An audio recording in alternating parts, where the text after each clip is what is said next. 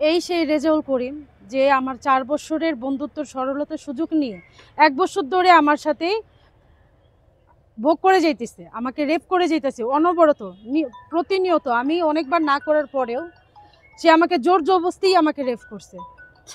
তার সাথে আমি সম্পর্ক করতে চাইনি, তারপরেও আমাকে সে কন্টিনিউ 1 বছর ধরে রানিং সম্পর্ক করাইতেছে। বিয়ের কথা বলেও সে আমাকে বিয়ে করেনি। আমি বাধ্য হয়েছি মামলা করার জন্য। ফার্স্টে আমার কেউ মামলা নেয়নি, আমি এইবার বাধ্য হয়েছি মামলা করার জন্য।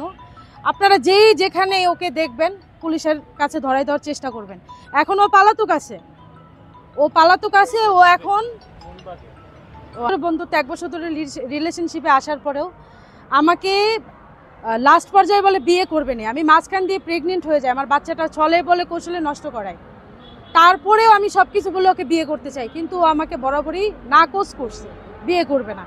এখন আপনারাই বলেন, এখন আমি যে মামলা করছি এখন তো বিয়ে করতে চাই, এখন তো আমি বিয়ে করব না, আমি তো এখনো সাজা চাচ্ছি। আমি তো এখন বিয়ে করব না, ওর ফ্রেন্ডকে দিয়ে বলাইতেছে সব কিছু মিটমাট করো, মামলা তুলে না। আমি তো মামলা তুলবো না, এখন আমি তো ওকে বিয়ে করব না, আমি সাজা চাইতেছি। আপনার যেখানে ওকে দেখবেন ওকে ধরাই দেওয়ার চেষ্টা করবেন। ওকে পুলিশও ধরার জন্য রেডি আছে, খুঁজতেছে।